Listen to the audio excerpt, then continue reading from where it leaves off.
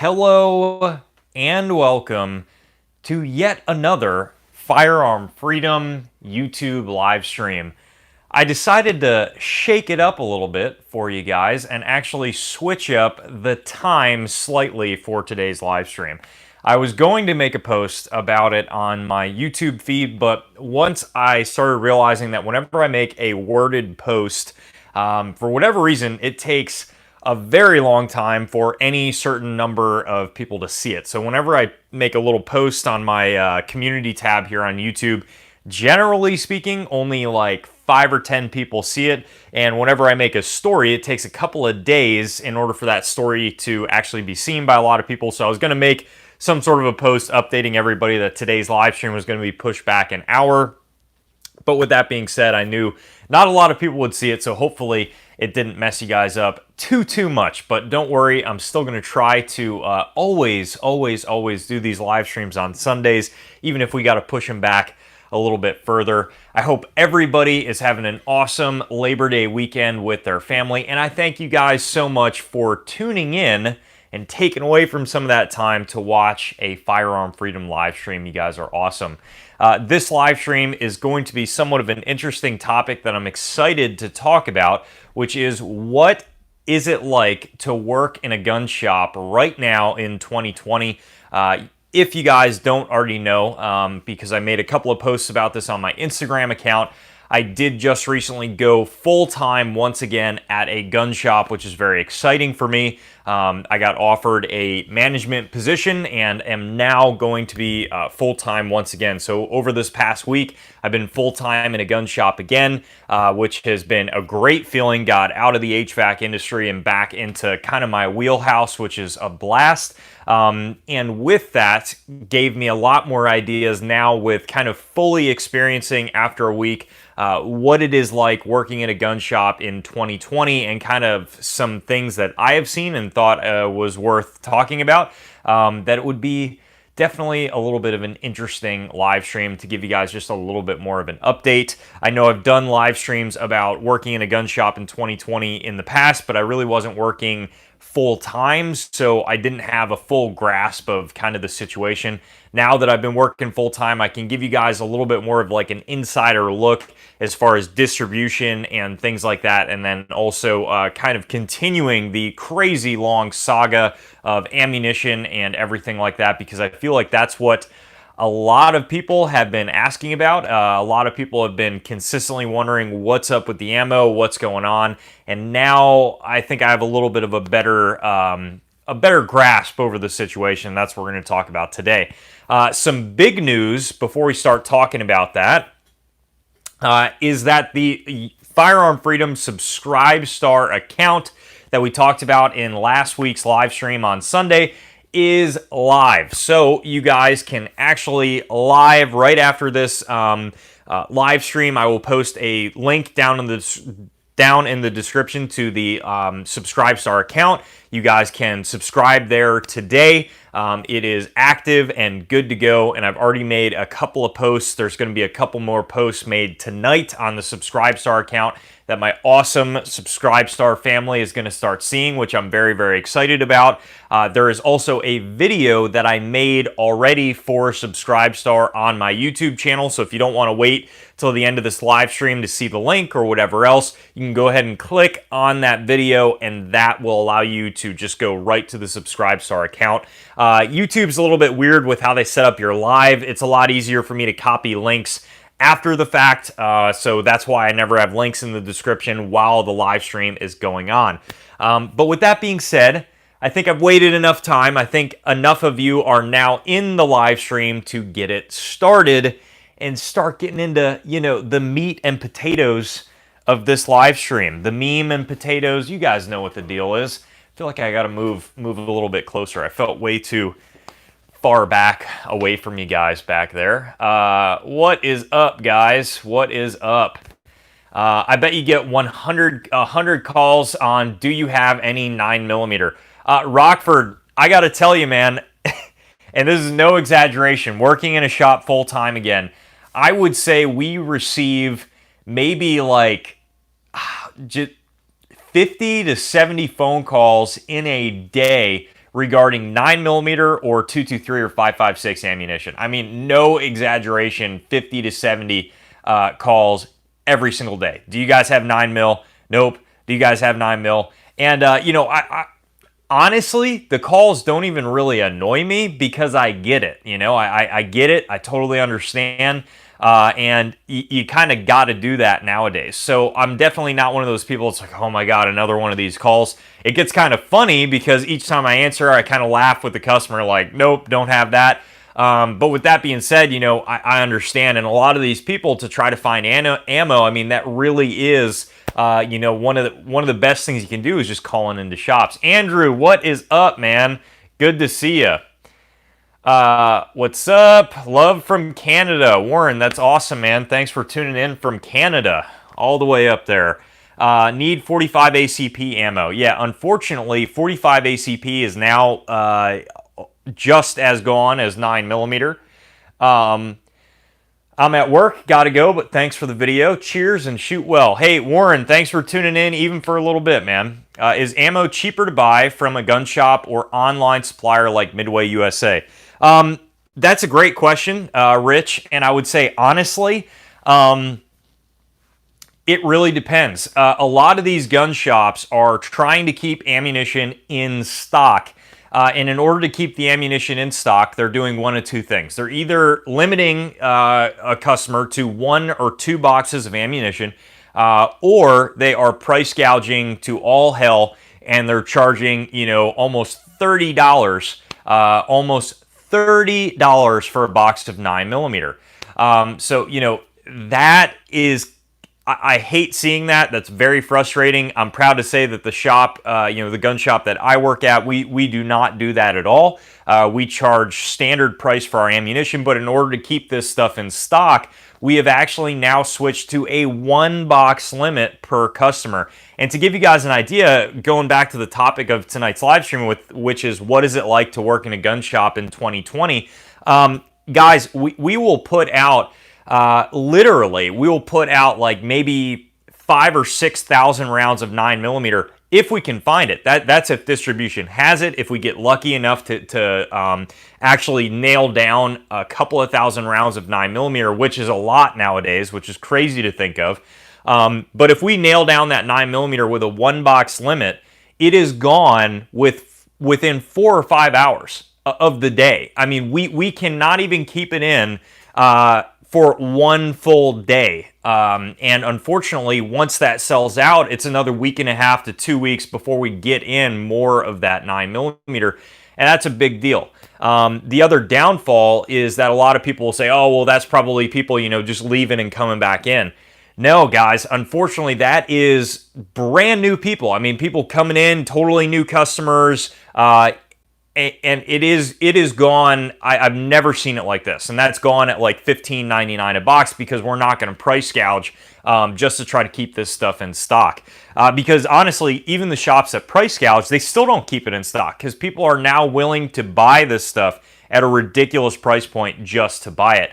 And again, guys, this is not even defensive ammunition. This is just target ammunition. So that is not the best.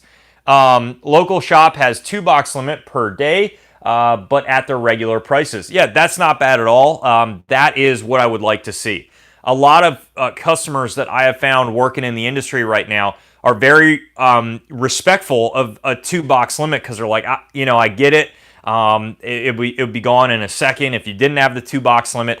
I would much rather see a box limit at a shop, knowing that, like, you know, it kind of sucks, but I'll just come in tomorrow and I'll keep trying to buy some and see the ammo at reasonable prices than see no box limit, but the ammo is $30 a box. Obviously, in a perfect world, I'd love to see none of that and we just have ammo at regular prices, but that's just not the world we live in right now.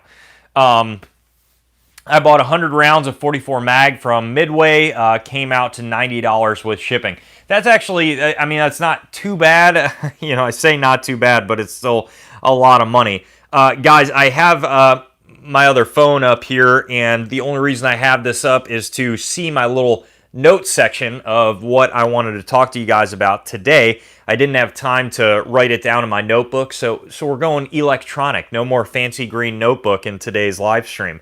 But I would say probably one of the biggest things that I have noticed from my other years working in the industry to working in the industry in 2020 is the sheer amount of new gun owners that are coming into the gun shop. I mean, I would probably say that over 80% of the gun owners, or I should say over 80% of the people just walking into the gun shop are going to be brand new gun owners. And when I say brand new, I mean a lot of these folks have never even seen a gun in their entire life, other than in movies or something like that. And this is their first experience with it. And I would say that probably what really sucks the most about this is kind of giving people time and time again this rude awakening of trying to phrase it in a way that's not rude, but in saying like you have literally chosen the worst time humanly possible to be getting into firearms ownership, to defend yourself, to practice, to just get into. And it really is surprising to me just how far off a lot of people are sometimes with even realizing that anything's even going on. I mean, I've talked to people that have come in and I think what ends up happening with these people is they don't really get into it. They don't really watch news. They don't understand what gun related stuff. Maybe they owned a pistol back in the day. Maybe they own it right now.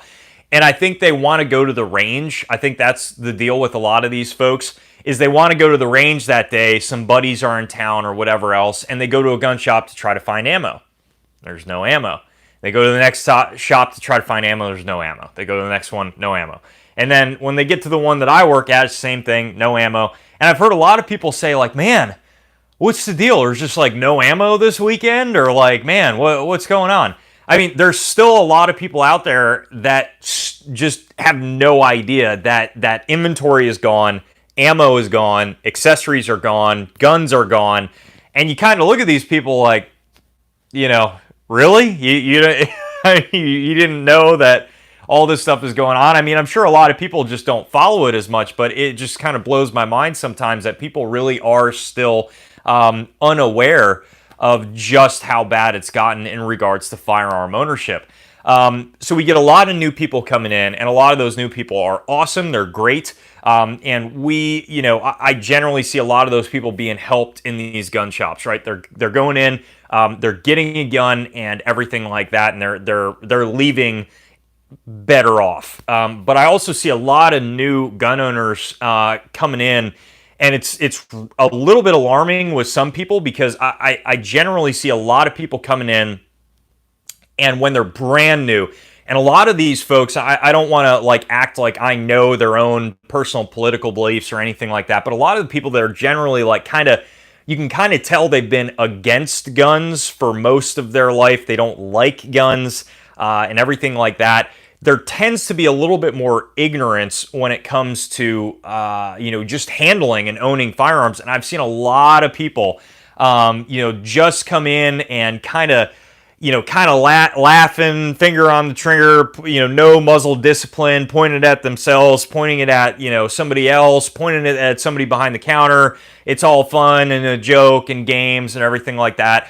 And I generally see that mentality with a brand new gun owner that has never really been shown firearm safety. They've never really been around the gun community. When you grow up, even as little as like say your dad or mom hunts, your grandparents hunt or something like that. I mean, even that small of a firearms experience in your life, you start getting an idea of firearm safety, right? Of understanding what to do, what not to do. You at least had, a basic idea.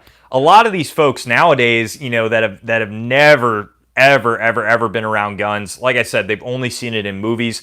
they really don't have that basic understanding. And I find with a lot of these folks that one of the most challenging things to do working behind the counter is figuring out a way to help these people out.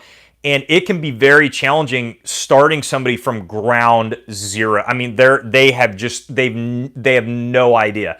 I mean, I've had some people ask me, if the bullets go in the gun through the barrel, like through the front of the barrel.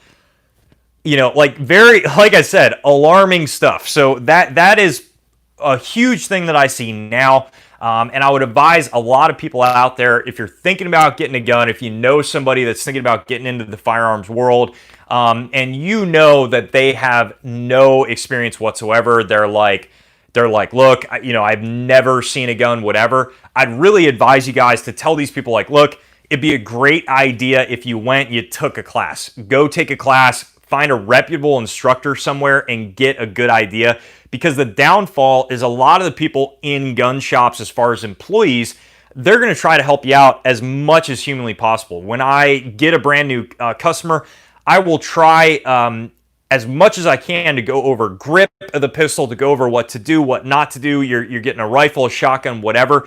But you have to understand that is a lot of information to cover in the span of 20 minutes. To take somebody who has never in their life seen a gun, they are really have no idea how to be safe with it. They don't understand. They don't know how to load it, how to hold it. What even makes the gun go bang. They're not familiar with the trigger. It can be very challenging to start somebody that's at that level and get them good to go by the end of 20 minutes. So, kind of a PSA, just tell these people that you may know that are thinking about getting into it, try to give them a little bit of help, a little bit of education, because that's going to go a really long way when it comes to somebody. I mean, a lot of people look at these folks, and I get it. Trust me, guys, I understand. Everybody looks at somebody like that, and they're like, well, why did you wait this long? You're an idiot for getting into the gun world right now. This is the worst time to do it. I don't disagree with you. The downfall is that these people still need help. They still need help to understand the do's and don'ts when it comes to guns, and just kind of being slapped in the face like, well, you shouldn't have gotten into the industry anyways, so deal with it yourself, is not the best thing to do, if you guys get what I'm saying. So if you see somebody like that, if you're in a gun shop and somebody is trying to understand stuff, don't just look at that person like, man, this person's an idiot. Understand that they really just don't know. I mean, I've talked to a lot of these people, they just have absolutely no idea, and just try to help them out. I've seen a lot of great customers out there that actually have tuned in, and when they realize that maybe a gun salesperson can't talk to them for an extra amount of time, they're like, hey, look, I've even seen some people like, hey, here's my phone number. I've been shooting for a long time. I could definitely give you some suggestions if these guys are a little busy right now. Just give me a call and I can help you out. That's what I love to see in the gun industry, because it shows people coming together and really just trying to help each other out for the same cause, which is pretty awesome. Let me catch up with your comments real quick here, guys. I know a lot of people are probably going to have a lot to say on this one. Exactly what you're saying. A friend is asking me for advice on purchasing a weapon. Can't find guns, and I've told him, you're really late to the party. Sorry, it's the truth. Yeah, I get it, man. I totally get it. Sean, what's the number one gun sold in your shop? Oof, tough question, Sean. I would say, honestly, it's whatever we have, man. Back in the day, I could easily point out, like, oh, a Smith. That's the number one gun sold this month. This brand new Smith & Wesson 380 EZ, or the 9mm version of the EZ, or a Shield, or a Glock 19, or a Glock 17. At this point, it is whatever is in the shop somebody's willing to buy. So I couldn't even give you oh, we sell this gun and definitely the most of this. Somebody coming into a shop, if they are looking for a 9mm, they are starting to realize that this is not the time to be like, all right, well, I'm only looking for this gun, because there's a good chance you could look for that one gun for months on end and you're just not going to find it. I've seen a lot of people actually switch the narrative, and now they're starting to look for different calibers. People start looking around, and, they start noticing that in gun shops, they're like, there's no 9mm. I start talking to people that are looking at buying a 9mm, and they're like, man, like, what am I going to do? There's no ammo. And I have to tell them, like, I can try to help you. I can see if we have any more, but there's a good chance you're not even going to find defensive ammunition for this. So a lot more people are like, well, what about 357 SIG? What about 40 cal? What about 10 millimeter? All these calibers are calibers that I really never, ever would have recommended before for a brand new gun owner that's never shot a gun. But nowadays, I mean, geez, the only ammo that you're going to find walking into a gun shop, I mean, you're not going to find 9mm, but there's a good chance maybe you'll stumble across a box of 357 SIG for $25. There's like, that might still be available. So I don't know. It's starting to look a lot more interesting for guns with conversion kits right now, for conversion barrels, for 40 cal or 357 SIG, a bunch of stuff like that. So who knows? I have a Smith & Wesson Sport AR-15 and want to make it into a pistol. Do I just switch out the upper / barrel and fix stock, or is there something else I need to change? Rockford, to quickly answer your question, one, the typical, I'm not an attorney, so take this for what you will. But unfortunately, if something was born a rifle when it comes to, for instance, in this case, your Smith & Wesson AR, unfortunately, it was born as a rifle. So if it's born as a rifle, it cannot be turned back into a pistol, legally speaking. So the only thing that you could actually do in that situation would actually be build another AR pistol. Now, stupidly enough, because of our ridiculously unconstitutional laws that we live under with the ATF and the NFA, if you built a pistol and it was born a pistol, you could change it into a rifle and then back to a pistol.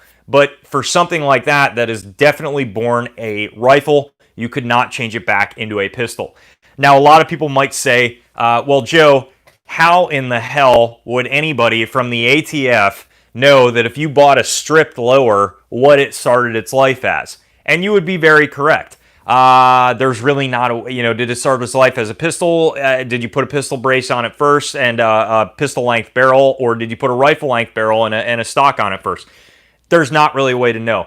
I would not, though, say the same for your Smith & Wesson, simply because Smith & Wesson does not sell stripped lowers. So there's a good chance, and also they do not make pistols. So you wouldn't want to go down that road, obviously, because there is only one option that gun could have been born as, and it's born as a rifle. So unfortunately, I wish the laws that we lived under were not that way. Many people look at that and they say, whatever, don't worry about that anyways. And if you want to go that way, more power to you. But if you wanted, the actual what is written, what the law is right now, yeah, you could not actually turn that into a pistol. When I go to the range, I buy ammo from them, but feel bad that I am taking their last box, especially when I have tons stockpiled at home. Yeah, Rich, I get that. At this point, what sucks is like, it's either you buy it or it's gone, it's just crazy times. You need to get a pistol lower or strip lower. And yes, yeah, so Sean, you're absolutely right. I was looking at the Palmettos at Palmetto. They sell the complete upper for around $300 with shortened barrel. I thought I could just switch the uppers at the fixed stock. Thanks for the info. Yeah, Sean, you're absolutely right. You answered the question perfectly. When you buy a strip lower, it's usually labeled as other, so you can buy it and build it how you like. Yeah, absolutely. It has to be labeled as other. That's a big misconception. This is state dependent, obviously, but it's a very big misconception that when you are filling out a 4473, you have to register a lower. A lot of people say, oh, I want to register it as a pistol, register it as a rifle. It does not work that way. The ATF has said that multiple times. That as far as on their form, a lot of shops get this incorrect because the 4473 is not registering anything depending on the state that you're in. Here in Pennsylvania, that 4473 does not register anything. So any shop, and obviously you could call it a pseudo registry or anything like that. I'm just trying to tell you guys what the letter of the law is. And no, I don't agree with it at all. But in this case, in Pennsylvania, when you buy a lower and it does not have a barrel on it, the gun shop has to, what they are supposed to do by law. What they are supposed to do is label it as a other slash receiver. Even if it has a stock on it, even if it has a brace on it, it is a other or receiver until a barrel length is defined. Without a barrel and the ability to shoot something through that barrel, it is a receiver. It does not matter what is on the end. A lot of shops say, well, what are you going to build it into? Let me register it on the forms. And they confuse the hell out of people here in Pennsylvania because they think, oh, I got to register it on that paperwork. That is not registry paperwork. They are not filling out the forms accurately, nor are they telling you the accurate information. You are buying a strip lower. You can build it into whatever you would like. You could build it into a rifle. You could build it into a pistol. You could build it into any other weapon. You could build it into a destructive device if you really wanted to with the proper setup. You could build it into a short-barreled rifle. There are a lot of different options, but it is sold to you as a receiver, and you do with it what you would like. Didn't Smith & Wesson make an M&P 1522 as a pistol briefly? Jordan, you are absolutely right. They did. So I was somewhat wrong. However, that lower receiver would not be translated into their full size because it's a complete polymer. I'm talking their full size receivers of aluminum receivers. Does your shop sell NFA items? And if so, are you guys having a hard time keeping cans in stock as well? Sean, great question. The shop that I work at, we do. We absolutely do sell NFA items. We actually have a large number of NFA items in stock. Ironically, we still have a bunch of them in stock. They're not selling anywhere near as fast as as far as compared to our standard firearms. I have a case full of suppressors. I have back stock of suppressors. I have pretty much whatever you would like, and I can order whatever you would like. Aside from that, the NFA times have actually stayed relatively low. We're seeing a turnaround time for customers at the gun shop that I work at around 6.5, 7 months, sometimes a little bit less than that. So I think that is a prime indicator that a majority of the people walking into a gun shop right now are brand new gun owners and are people that don't even know that suppressors are even legal. You know, there are people that have no clue that you could even own something like that. They still think that's illegal. And that just kind of goes to show you that there is not a lot of people coming in buying cans right now. There's not a lot of people looking for NFA items. When I do have people asking me about NFA items, it's normally along the lines of thinking they can walk out with it that day.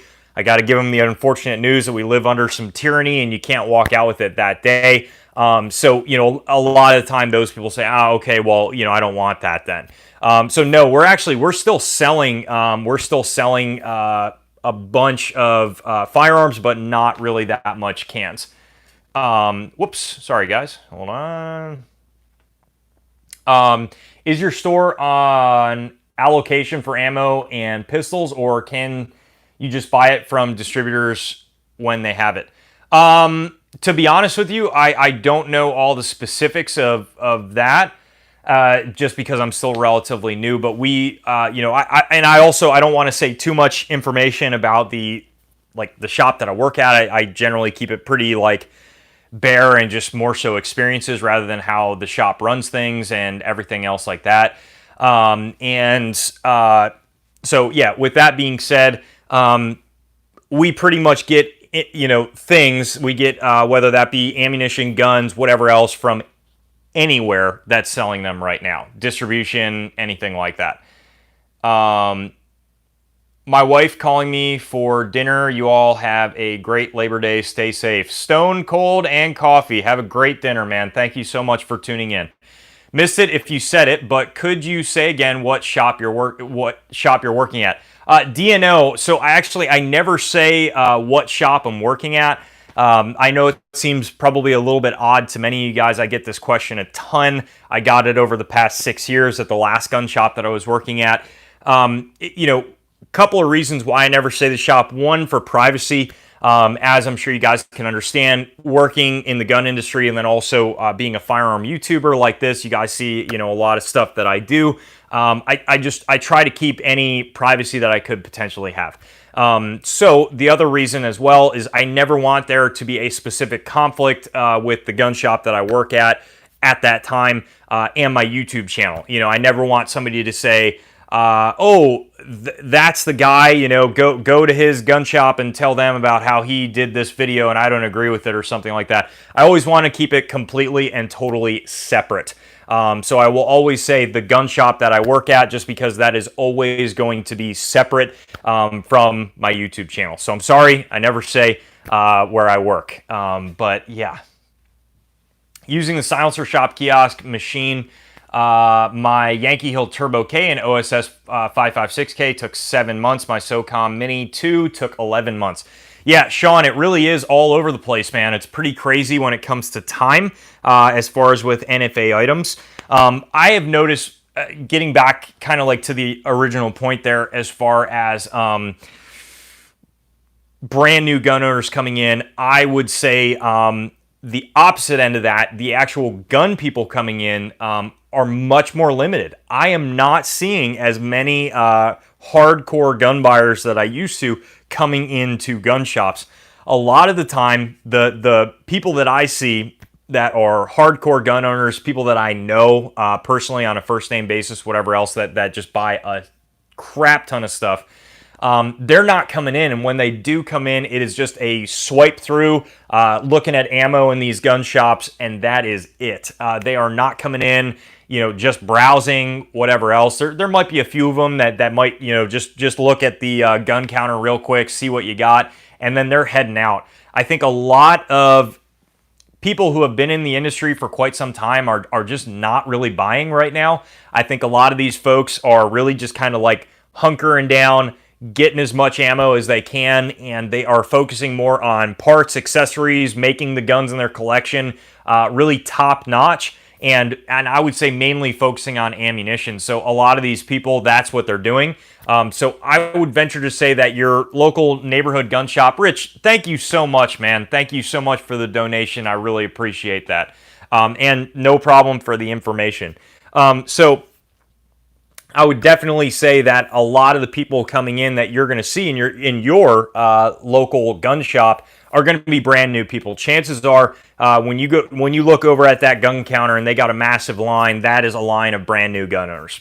It just is what it is. The only times that I've seen a lot of previous gun owners buying stuff has been coming in on transfers, and that is generally like lowers and everything like that. They are not buying just complete guns. I don't know if there's more of a deeper meaning to that. I don't know, if they're not like in the prices. I'm not entirely sure. I can tell you guys for myself, I've been a gun owner for a very long time now, and I collect many firearms myself. I shoot a bunch. I have a bunch of defensive guns. I'm a gun tuber. I do reviews on them. I have not been buying really anything because I have focused all my attention on getting ammunition and getting accessories and parts for anything in my collection that I want to upgrade to make it top notch. So I'm not digging the prices that I'm seeing. I'm not seeing, really liking what everything is going for. And also, I'll be honest with you guys, when I see a brand new 9mm come through the case, the old me 6 months ago would have been like, oh, dude, I'm buying it right now. Let's go to the range. Let's film a first impressions video. Let's dump 600 rounds through it, right? But the new me, I'm sitting there and I'm like, it's a new 9mm. Like, when the hell am I even going to shoot that? When am I even going to find a box of 9mm to shoot through that? And I've even had, gun owners who I have known for a long time. I have, had people come in and they'll look at a gun, and people that are experienced, they know what's going on right now. They'll look at that gun, they'll be like, oh, dude, what's that? Can I take a look at that? And I'll break it out of the case, hand it to them, and they're like, oh, it's a 9mm. I don't even want it then, no problem. And they'll say things like that, and I get it. I totally understand, because they know, they're experienced, they understand, they know that if they get that, it's going to be a paperweight for at least the next couple of months, because they are not going to be able to even find ammunition that goes through it. I'm seeing a lot of more of people in the gun world looking at obscure handgun calibers, and they're looking for things. 357 SIG, they're looking for 40 cals now. There's a lot of people that are looking for that stuff because they're looking for an option to actually shoot right now, which when it comes to handgun calibers is nearly impossible at this point. It is just insane. Region, yeah, it's the prices. I would agree with that. I would definitely agree with that. Whoops, sorry guys. Okay, back at my notes here. I would definitely say as well that with everybody that I've been seeing nowadays coming in, I would say that the overall mindset of preparedness with the folks that I've been seeing out and about at gun shops has heightened dramatically over the past couple of months. I have seen dramatic increased sales in long-term food and food storage. I've seen dramatic sales increase in just overall survival and preparedness gear. I've seen a lot of brand new people coming into the gun world, and those same people a couple of months ago might have said like, oh, hey, he's a crazy doomsday prepper or something like that. And those same people are coming in saying, hey, do you guys have any MREs? Do you have any long-term food storage options? Do you have any survival gear? I'm looking for this backpack to fill up with all my 72-hour bug out bag situation, whatever else. I've seen an overall mindset that has definitely shifted into the line of just overall preparedness.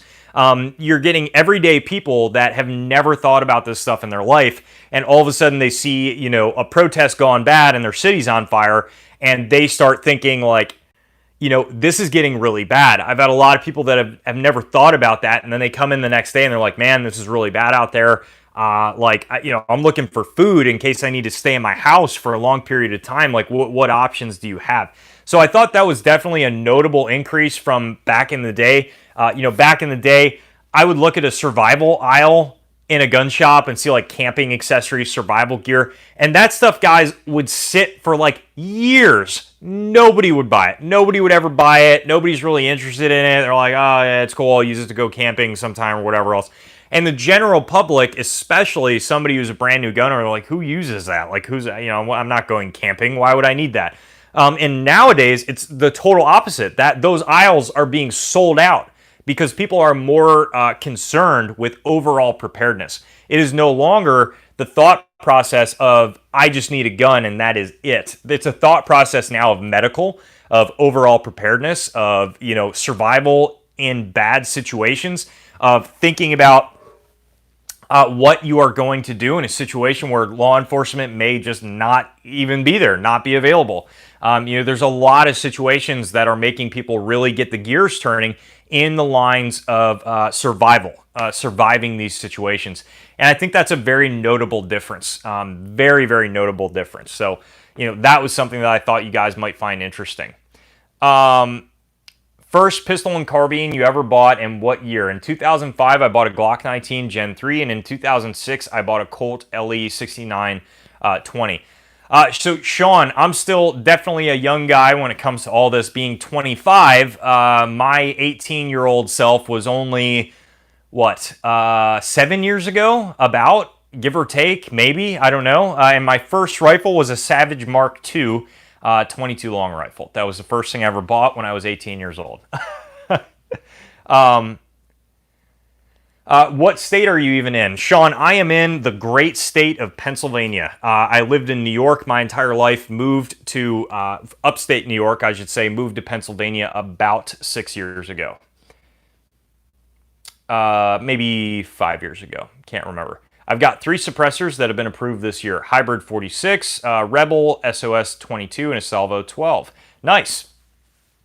Made the best preparedness purchase I possibly could. I bought a house in a small town of about 800 people in the mountains.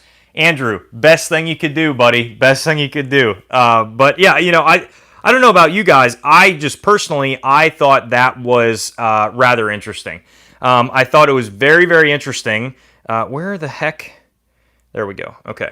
I thought it was very interesting to see that shift in people because before it was never really like that, and I think, I don't know, I really don't know.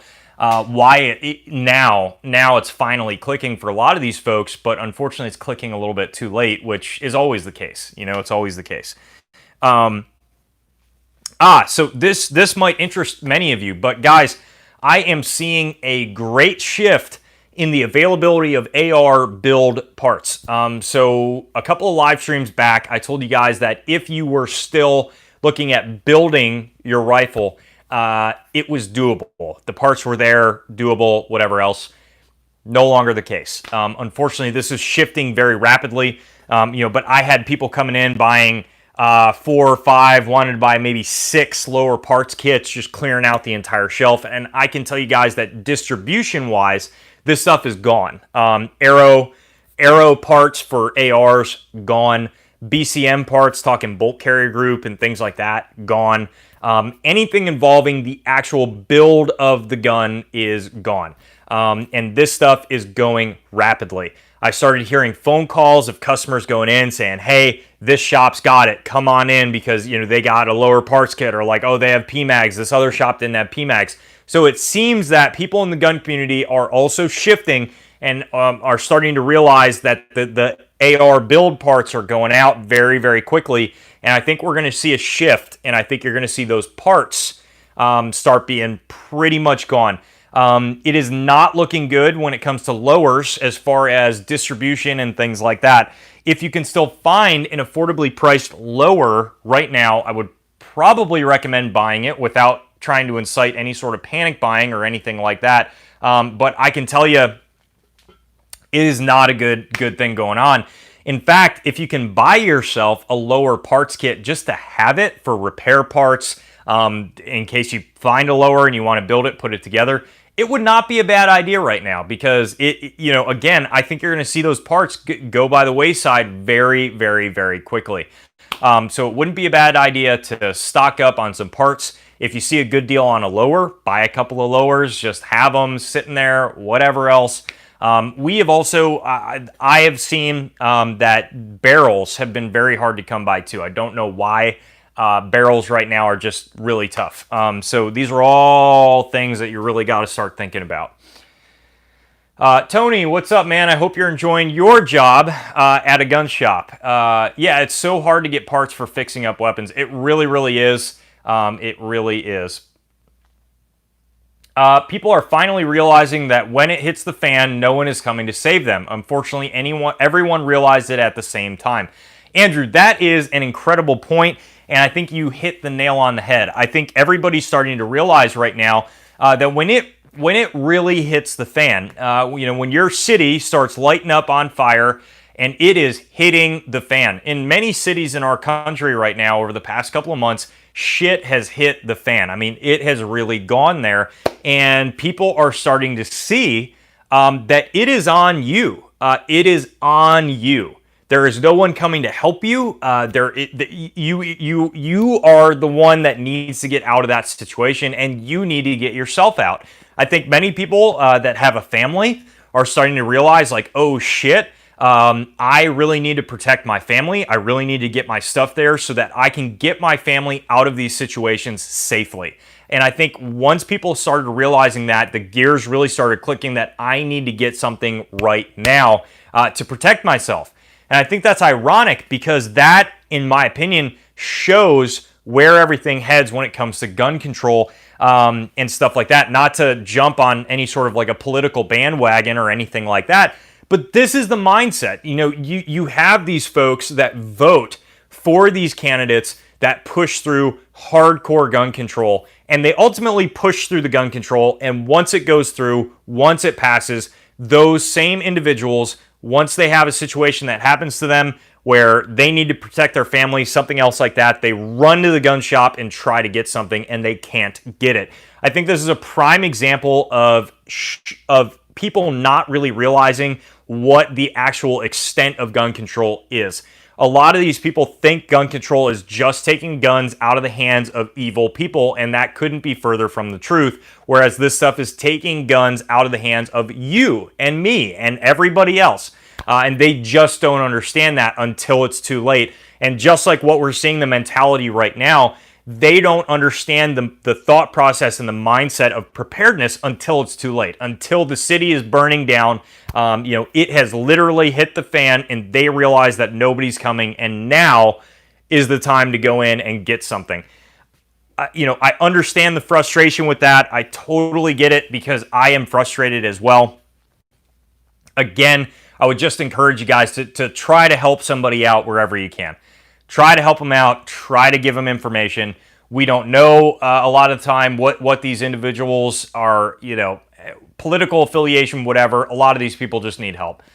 Is it a stupid decision? The decisions that they've made up until now, probably when it comes to the minds of preparedness. But you still got to help these folks out. I'm so glad I've been a gun hoarder for 15 years. Sean, that is it. That is definitely good, man.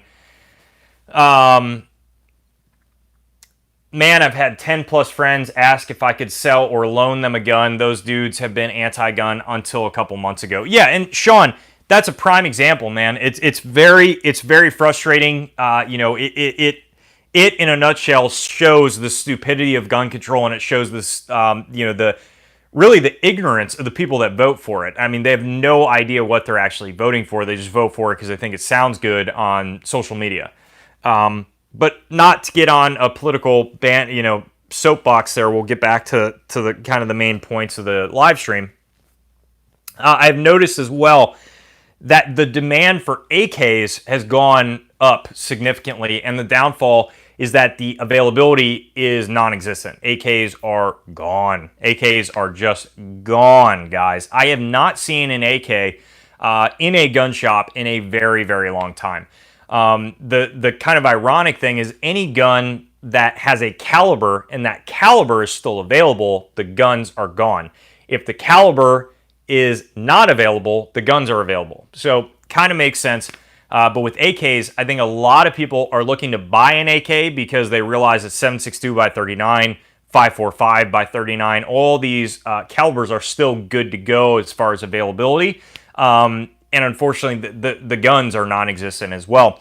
I think because the guns are not as out there at all is the reason that the ammo is still available, because a lot of these brand new gun owners that are buying these guns and also buying up the ammunition at $30 a box are not buying AKs because they're not available. So that would correlate to the AK ammunition being relatively available. So that's something to think about if you're looking to shoot or anything like that. Really, the comm block rounds right now are A-OK. Now that could change in a week, but I'm telling you guys this now because if you're looking to stock up or whatever else, 7.62 by 39 can still be found at 29 cents a round, and 5.45 can still be found at 29 cents a round. So that's a big deal. That's absolutely a big deal. All that's left in my local gun shop is higher end stuff like a SIG MCX, LMT, KC. They do have a couple SLRs and SAM 7s. Having a couple SAM 7s is pretty crazy. You should do these gun shop update live streams more frequently.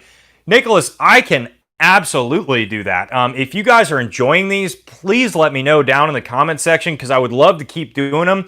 To be honest with you guys, I don't do them as frequently because I don't want to annoy you with the same type of content. But if this is something that you guys enjoy seeing, that is no problem. I could do one even every other week. Just please let me know and I will make that happen.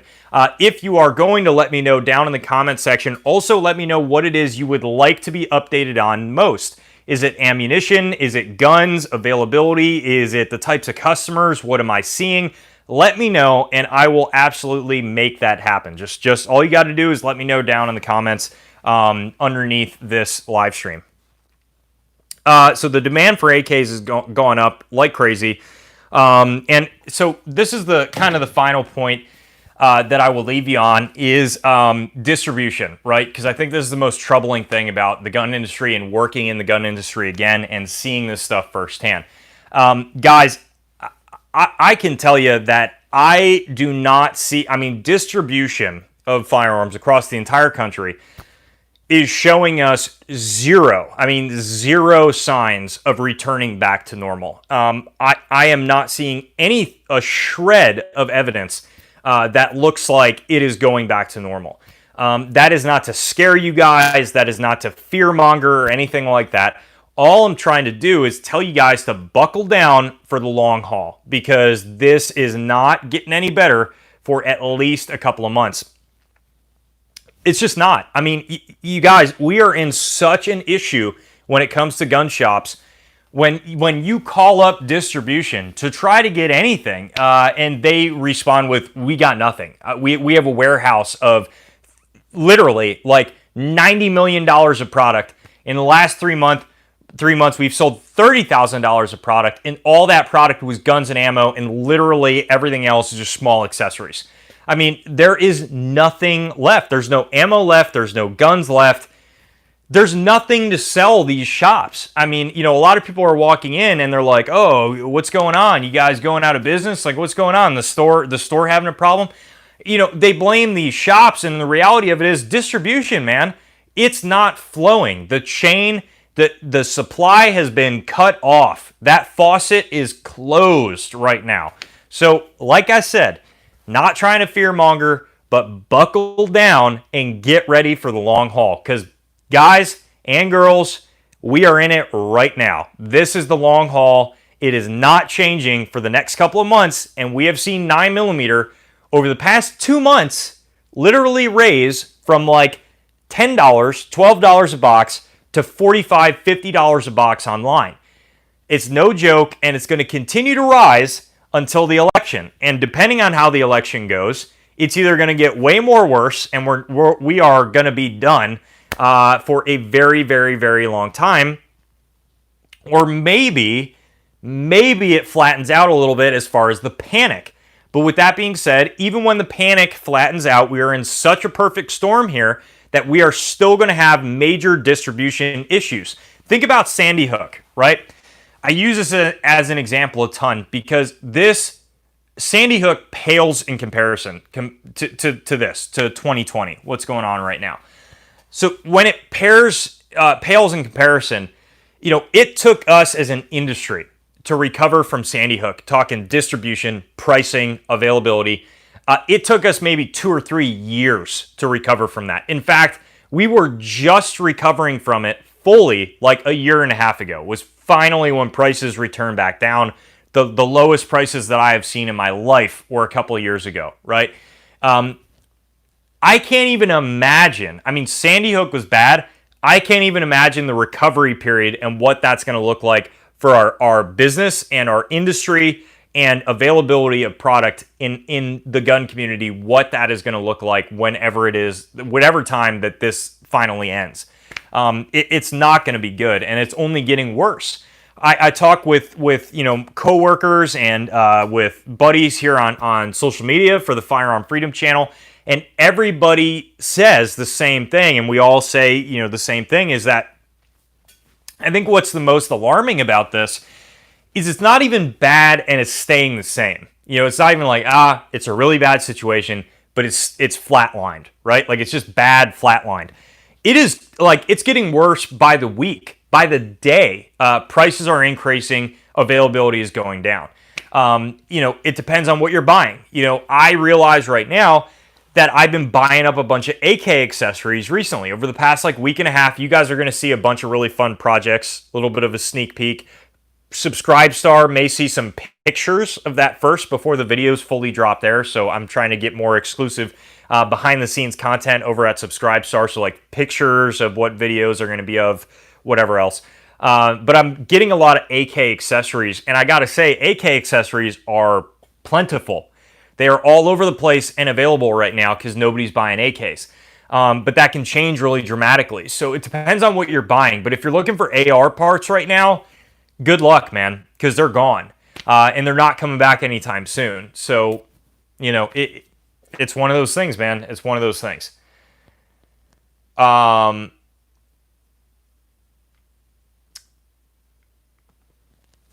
Yeah, I enjoy these lives. Great on Sundays. Don't have any bright ideas, but yeah, like your input. Also a confession, I rewatch your 1911 reviews. Hey, no problem, man. Thank you so much for rewatching them. It's going to take 12 to 18 months for sure. Election year is always bad, but this is crazy. Sean, you're so right, man. So right. 9mm was 17 cents. 5.56 XM193 was 30 cents. This is 4,300% worse than Sandy Hook. I would agree. Are you seeing rugged or Q shipping suppressors? Nicholas, I have not actually had to place an order for rugged or Q, but I've seen a bunch of rugged suppressors and Q suppressors in stock, so I couldn't really comment on the shipping of it. Actually, I really do like hearing a shop's point of view in this situation. Hey, that is awesome information, man, and it is definitely information that I'm going to take in and use for the future live streams. ComBlock stuff is still super easy to find.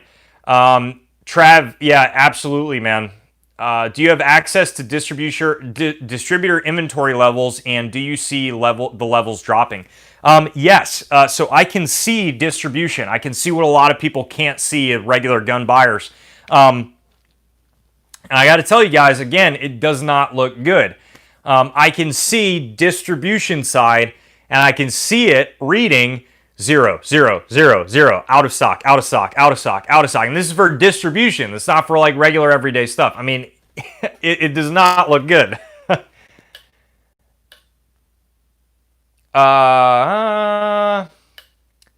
The manager I work can't find inventory anywhere, even BCM, complete rifle or uppers. Lowers are sold out since the yeah, absolutely. What caliber can you fit through those gauges? I don't know, man. I don't know. Something. I'm not entirely sure. Eric, I work at a range in Texas. LTC classes are exploding. Every single one is at max capacity, all new people. Eric, that's a great point because I have seen the same thing. At the gun shop that I work at, we do training as well. And the classes are booked, man, which is awesome. That's great. It's awesome that people are looking at training. But that's a great point. I think a lot more people are really interested in training, which is really good to see. Is the ammo shortage affecting your shooting video frequency, or does working at a gun shop help you get ammo? Nicholas, that's a great question. So I can tell you guys, at least at the gun shop that I work at, we try to give customers the ammunition as much as humanly possible. So like if there is a 1-box limit on ammunition, the employees still abide by that 1-box limit. We're not trying to, a lot of us have ammunition, and we're not trying to not allow our customers to buy it just because we're hoarding all the ammunition. I know some shops might operate like that. I get it. It sucks on everybody's part. But if there's a 1-box limit, we're also doing that 1-box limit because, it's one of those things. So no, it doesn't necessarily help that I work at a shop. I mean, obviously it helps because I see the inventory. So if I see it come in, I'm able to grab my 1 box, before others who don't, stay at a shop all day, every day. But it's one of those things that, yes, absolutely, it is hurting the video frequency here on the channel. I mean, I'm okay. I'm able to shoot 23 different calibers in my collection. So I can do a video for you guys on a totally oddball caliber. Coming up right now is going to be a 5.45 and a 7.62 by 39. So I can shoot calibers. That's not as big of a problem. But if you were to tell me like, hey, is this having an issue with frequency as far as shooting handgun calibers? Yeah, absolutely. I mean, I got nothing to shoot, man. And I am burning through my ammunition storage. Because here's the deal, guys. Like I've said to you multiple times, this is my job. This is what I do, and I got to go to the range. I want to do that for you guys. It's my passion, and it's also my profession. So I don't have the liberty, and I don't have the ability to keep all my ammunition, just hoard it, and never go to the range again. I got to go to the range, make content for you guys. So with that being said, there are many times that I can't practice what I preach and only shoot what I can buy at the gun shop that day because there might not be anything to buy. So there's a lot of times where I am burning through my storage. My 9mm not looking good. My 5.56 is really not looking good. So, it's situations like that that dramatically affects the channel. Once the anarchists go away, people should stop panic buying ammo. Yeah, I think once people stop panic buying, the big downfall we're going to see is a big issue in availability still. What I'm hearing from my distributors is that they can't get anything from manufacturers because they can't get components for ammo. Same for where I work. Yeah, that is absolutely the case. Absolutely the case. All I can say is you really want specific gun. Get in on the pre-order. I had to pre-order my Brownell 6mm ARC, complete upper and primary arms 3 to. Yeah, the pre-orders, Sean. That's a great point. Andrew, tactical, buddy. Solid. Sean, yeah, looking cool doesn't mean crap if you can't shoot. Yeah, for sure. Trav, if I've seen a huge increase in the first-time buyers, around 50% of all of our sales since February compared to 25% normally. I would agree. It's the same place where I work. My local gun shop isn't even selling ammo unless you buy a gun. Sean, that is actually the case here in Pennsylvania. A lot of shops are not selling ammo unless you're buying a gun. Gun broker, Tony, is ridiculous. Absolutely. Gun broker right now, I've never really been a huge fan of gun broker, but in my opinion, it's turning into like one big gun show where people are charging you like $150 for a brick of 22. So be careful with gun broker. You might still be able to get a good deal on an auction, but realistically, guys, gun broker is not the place to be buying right now. Just not. It's kind of a mess. So look around, see if you can find good deals, and everything like that. Have there been any oddballs coming in? Tyler, no, not necessarily. A bulk of the people coming in, and I do mean bulk, I mean pretty much everybody, is generally husband and wife.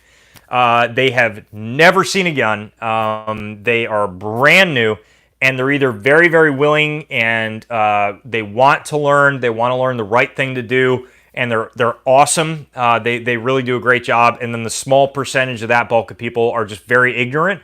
And unfortunately, that ignorance translates into just kind of like horrifying, firearm safety. Where people are. I've literally had somebody look down the barrel of a firearm. They think that the ammunition goes down the barrel while their finger was on the trigger. I mean, there's like horrifyingly bad stuff where you're like, there is no way anybody could ever be that ignorant when it comes to firearm safety. And there's a lot of that going around nowadays. So I would say no oddballs really, but just brand new people who've never touched a gun, and it's crazy. Crazy. They're starting to bring gun shows back here in VA, and FUDs are charging $80 for remand. 80 cents per round for remand 9mm. It's crazy. I'm seeing the exact same thing with new buyers here. Yep. Bought a Sphinx SDP Compact and 9mm 2 days ago. I have many regrets. Honestly, Andrew, that's a great gun. You just might not be able to shoot it for a while. All right, guys, we are at the hour mark. That's it. That's wrapping it up. Guys, if you want to get more of these live streams, you want to kind of like, get if the Sunday live stream isn't enough for you, just so you know, I still do weekly live streams over on the Firearm Freedom Instagram account, generally on Wednesdays.